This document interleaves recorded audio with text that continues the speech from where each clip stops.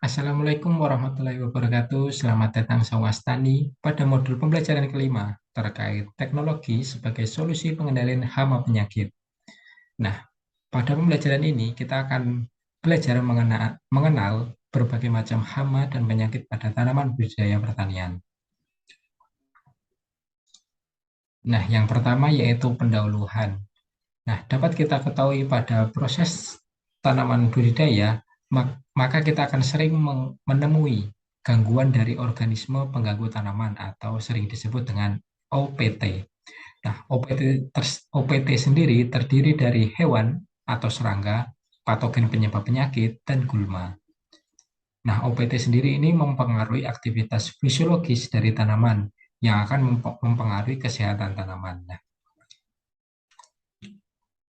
Nah, untuk tanaman sehat, itu maksud dari tanaman sehat yaitu tanaman yang memiliki aktivitas fisiologis yang lancar dan tidak memiliki gangguan. Sementara tanaman sakit yaitu tanaman yang aktivitas fisiologisnya itu terganggu, seperti mengalami gejala daun kering atau bahkan kematian. Nah, aktivitas mengganggunya OPT akan bersifat merugikan apabila kerugian yang ditimbulkan OPT sudah masuk ke dalam tingkat ambang ekonomi. Nah, maksudnya apa ambang ekonomi akan dijelaskan pada slide yang berikut ini terkait status serangan OPT. Bahwa dapat kita ketahui bahwa OPT itu memiliki pada serangannya itu memiliki status tingkatan yang berbeda-beda. Jadi apabila kita mengetahui tingkatan ini, kita dapat menentukan aktivitas pengendaliannya. Apakah perlu dilakukan pengendalian atau tidak. Yang pertama yaitu terkait tingkat kerusakan ekonomi atau TKE. Nah, pada TKE itu termasuk garis yang paling atas ini yang berwarna merah. Nah, tingkat populasi OPT ini ketika biaya pengendalian sama dengan kehilangan hasil yang diselamatkan. Jadi,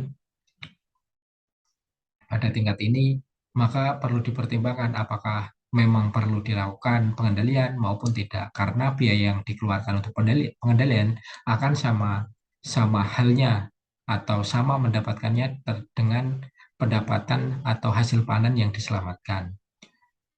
Nah, selanjutnya yaitu terkait ambang ekonomi. Nah, ambang ekonomi atau AE di sini pada garis yang berwarna kuning. Nah, pada tingkat ini yaitu populasi hama sudah merugikan secara ekonomis sehingga perlu dilakukan pengendalian. AE sendiri ini merupakan acuan saatnya pengendalian hama penyakit sehingga ketika harapannya pengendalian dilakukan saat AE itu hama atau OPT itu tidak mencapai tingkat TKE. Yang selanjutnya yaitu posisi keseimbangan atau PK. Pada status PK ini, maka status OPT pada tingkat relatif aman atau dapat dikendalikan secara alami, sehingga pengendalian tidak perlu dilakukan. Nah, untuk PK sendiri ada di garis yang berwarna biru pada gambar. Nah, hama tanaman merupakan semua hewan yang merusak atau mengganggu tanaman. Untuk penyakit sendiri, yang dimaksudkan penyakit yaitu gangguan yang disebabkan oleh mikroorganisme berupa virus, bakteri, fungi, atau jamur. Untuk di penyakit itu dikenal dengan nama cendawan. Selanjutnya ada protozoa dan cacing nematoda.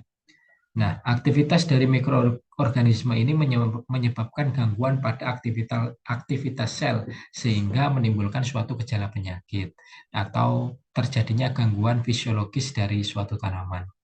Nah, kenapa sih hama dan penyakit ini dapat muncul atau dapat merusak tanaman? Tentu ada sebabnya. Nah, sebabnya itu yang pertama yaitu bertambahnya pengetahuan. Dengan bertambahnya pengetahuan, manusia itu memodifikasi sistem budidayanya atau memodifikasi cara budidayanya. Semakin beragam atau semakin tinggi tingkat modifikasi sistem budaya, maka makin tinggi pula hama dan penyakit yang akan muncul. Bahkan hama penyakit yang akan muncul juga akan beraneka ragam atau bermacam-macam. Selanjutnya yaitu terkait perubahan lingkungan asli atau lingkungan asli dari tanah dari sistem pertanian. Selanjutnya itu penyebaran OPT dari luar dan munculnya OPT baru. Nah, OPT sendiri ini dapat dapat menyebar bahkan dari luar negeri hingga ke penjuru daerah. Karena OPT sendiri ini dapat menempel lalu terbawa angin maupun untuk mungkin proses ekspor impor yang tidak ketat itu akan menyebabkan terbawanya hama atau OPT dari suatu negara ke negara lainnya. Selanjutnya yaitu kondisi perubahan iklim. Selanjutnya peningkatan tanaman yang rentan terhadap patogen. Nah, yang terakhir terkait penggunaan pestisida. Kenapa sih pestisida dapat menyebabkan timbulnya hama penyakit? Akan dijelaskan pada set berikut ini. Hama dan penyakit itu umum sebenarnya pada alam itu Tuhan Yang Maha Esa udah menciptakan pengendalinya masing-masing. Kita hanya perlu mengelola habitatnya saja, sehingga pada tingkat kerusakan HOPT itu berada pada posisi keseimbangan. Nah, dapat kita ketahui pada gambar yang paling kiri, X itu berarti hama dan O itu musuh alami, yaitu sebagai predator atau sebagai yang memakan dari hama. Nah, pada gambar yang paling kiri itu jumlahnya secara seimbang antara hama dan musuh alami sehingga pada posisi keseimbangan. Akan tetapi ketika kita menggunakan pestisida, maka baik musuh alami maupun hama itu akan mati sehingga terjadi perubahan komposisi dari hama maupun dari musuh alami. Nah, hama dan musuh alami, hama terutama yang mampu bertahan hidup ini adalah hama yang memiliki genetik-genetik yang kebal atau genetik yang rentan terhadap penggunaan pestisida. Jadi istilahnya hama ini adalah hama yang kebal terhadap penggunaan pestisida. Nah, seiring berjalannya waktu, maka ada peledakan dari hama ini yang tentu peledakan hama atau hama dari anakan dari indukan yang tahan ini akan memiliki sifat yang akan tahan pula dari penggunaan pestisida.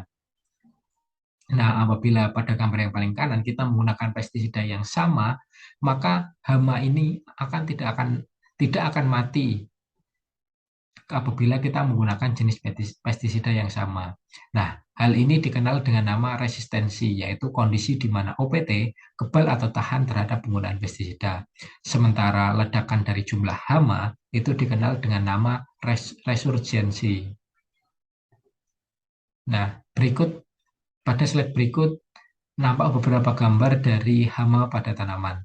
Hama tanaman itu dikenal dari bermacam-macam jenis. Yang paling kiri atas ini ada hama ulat atau dari golongan insekta atau serangga. Selanjutnya ada hama tikus dari hama roden atau hewan pengerat. Ada hama tungau, terus ada hama dari golongan apes seperti burung-burung. Lalu ada hama dari golongan hewan lunak seperti moluska atau keong. Nah, selanjutnya yaitu akan dibahas terkait penyakit tanaman. Penyakit tanaman itu dikenal dengan dua jenis penyakit yang disebabkan oleh faktor yang berbeda. Yang pertama yaitu penyakit tanaman yang disebabkan oleh faktor abiotik. Nah, di sini faktor abiotik di sini contohnya yaitu kekurangan atau kelebihan hara, suhu tidak sesuai, polusi, dan sebagainya. Ciri penyakit abiotik ini adalah penyakitnya tidak menular atau fisiogenetik. Selanjutnya yaitu penyakit yang disebabkan secara biotik. Biotik di sini berarti unsur hidup seperti cendawan, bakteri, virus, dan sebagainya. Penyakit ini umumnya bersifat patogenik atau menular. Nah, patogen secara biotik ini adalah patogen utama yang biasanya merugikan pada tanaman budidaya.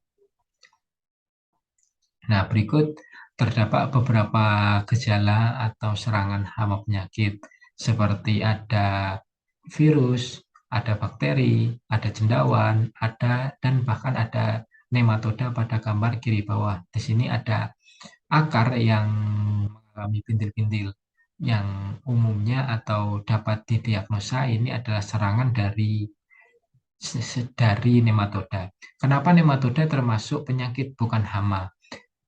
Nah, dapat kita ketahui bahwa serangan nematoda ini menimbulkan gejala gejala eh, gejala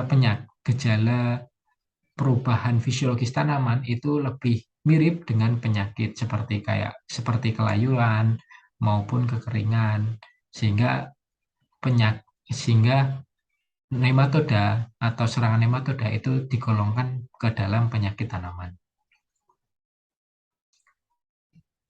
Pada slide ini dijelaskan terkait konsep segitiga penyakit.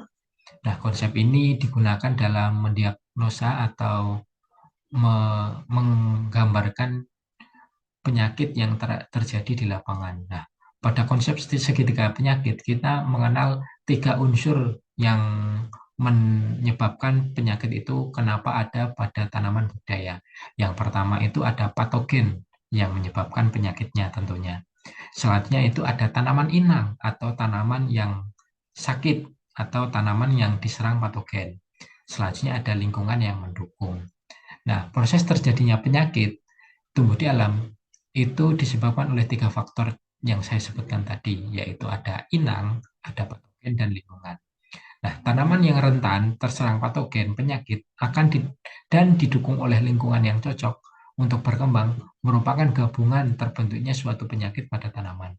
Akan tetapi, pada proses budidaya apabila salah satu unsurnya ini tidak ada, maka penyakit itu bisa tidak ada atau bisa tidak menyerang pada tanaman. Contohnya, apabila sudah ada patogen, sudah ada tanaman inang, tetapi lingkungan untuk berkembang patogen itu tidak cocok, maka patogen tidak akan berkembang dan tidak akan menyebabkan penyakit pada tanaman.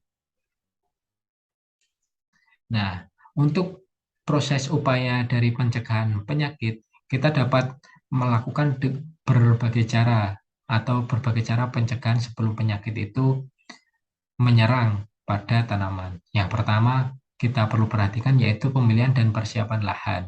Nah, pada proses ini kita harus mengetahui bahwa tanaman yang ditanam sebelum lahan ini itu termasuk tanaman apa dan pernah terserang penyakit apa, sehingga kita dapat menentukan bagaimana strategi kita menanam pada musim yang akan datang untuk meminimalkan serangan penyakit yang sebelumnya sudah ada pada lahan tersebut. Selanjutnya itu pemilihan benih dan bibit tanaman. Pemilihan bibit dan benih ini harus menggunakan benih yang bersertifikat dan diharapkan menggunakan varietas-varietas yang tahan terhadap serangan hama maupun penyakit. Selanjutnya yaitu terkait metode budidaya tanaman. Nah, sebelum tanaman sakit, kita harus atau cara yang paling efektif mencegah penyakit itu yaitu membuat tanaman itu sehat. Sehingga pada proses budidaya kita harus memperhatikan bagaimana input yang kita berikan sehingga mendukung tanaman itu sehat sehingga mampu bertumbuh dan tahan atau kebal terhadap serangan hama penyakit. Yang selanjutnya yaitu apabila sudah terserang dan membutuhkan pengendalian, maka perlu dilakukannya pengendalian penyakit.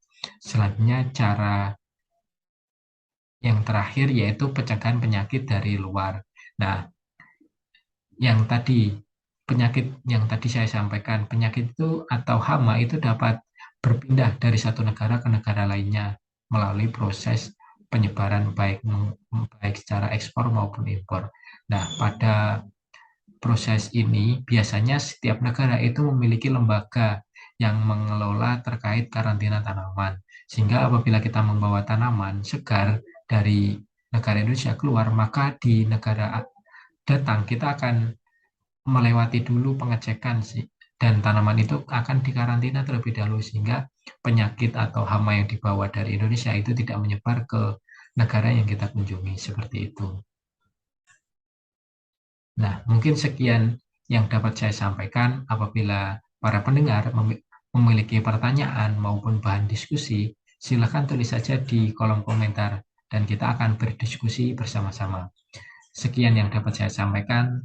Apabila ada kurang lebihnya, terima kasih. Saung Astani, Benteng Muda Bertani.